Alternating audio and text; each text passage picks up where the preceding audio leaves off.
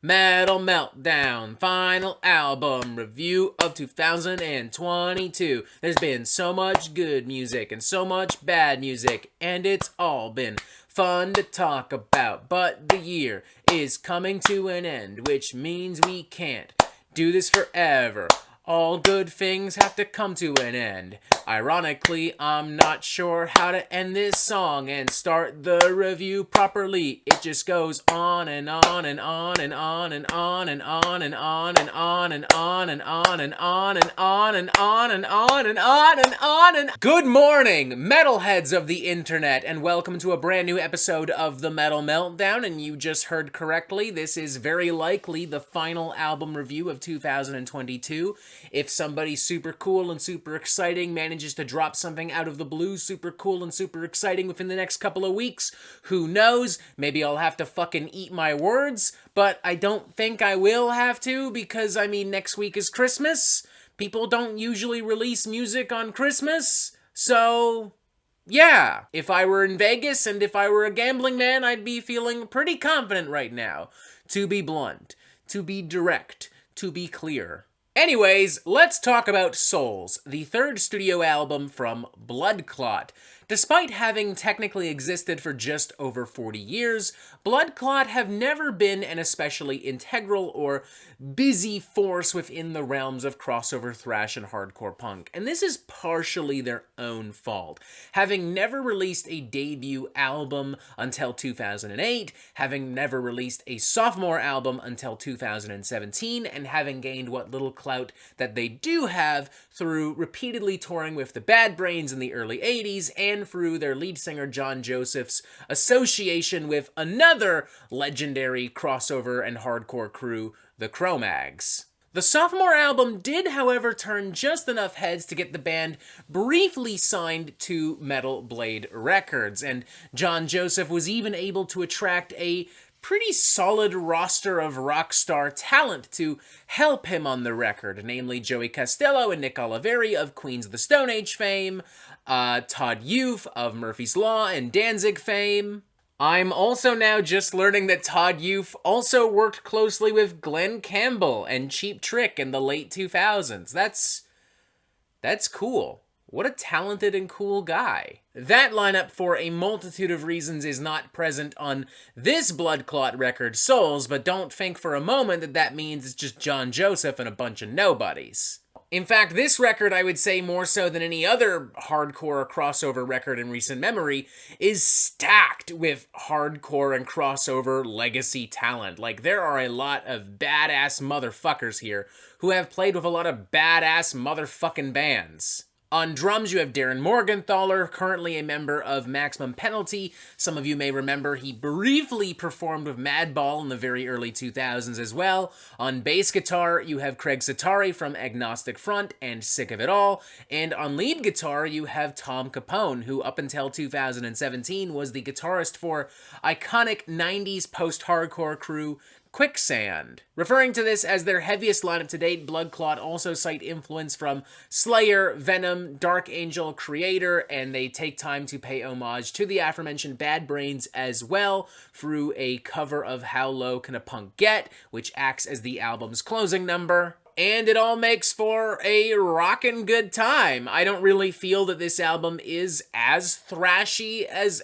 Bloodclot imply quite explicitly by mentioning, Slayer and Dark Angel and shit like that, but it is damn good. It's got guts, it's got moxie, it's got attitude, it's bloodthirsty and nasty, and it reeks of piss and vinegar and fucking room temperature beer. The title track and opening number, Souls, is a pretty bloodthirsty, battering, pummeling piece of groovy, metallic, hardcore crossover thrash. There is some pretty aggressive riffery here that wouldn't be out of place on like maybe a mid-90s Slayer record, something like Undisputed Attitude maybe.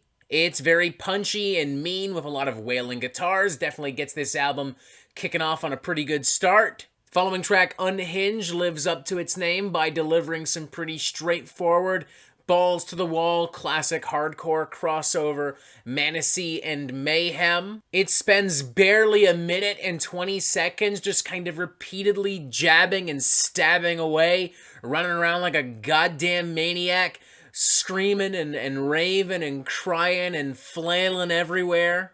War Castles may as well be a full-blown war cry. It's a very anthemic and provocative and urgent track, definitely building on some of the thrashier vibes and influences of Souls. I would say that this is probably the thrashiest track on the entire album. I mean, this is where you really see, like, the exodus, the suicidal tendencies, and the Slayer all coming through. The track Infectious definitely stands out like a sore thumb, leaning more towards some moodier, mid-pace kind of post-hardcore and 90s alternative metal in the vein of maybe some Life of Agony stuff, but it's still really interesting. I like some of the vocal crooning, I like some of the grungy tones, I like a lot of the crunchy grooves. And right after this, you have Relentless, which is one of my favorite cuts on the record. I mean, this is just overflowing with, like, classic punk rock and metal stupidity and swagger. I mean, it's just a sweaty, stupid, boozy mess of, like, 80s energy and power. Rocking some gnarly double bass percussion, rocking some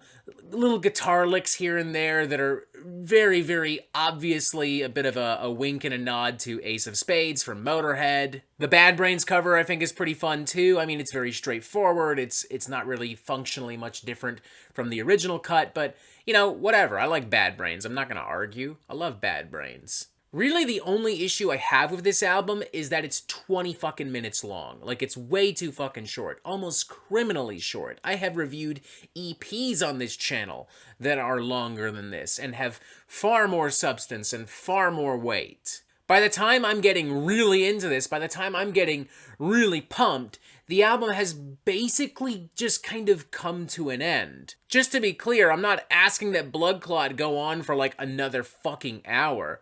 But another few songs here and there, I think would have made a world of difference. Like, is another 2 or 3 songs, another 8 minutes really too much to ask? I don't think so. I really don't think so. Especially considering y'all spent 5 years on this.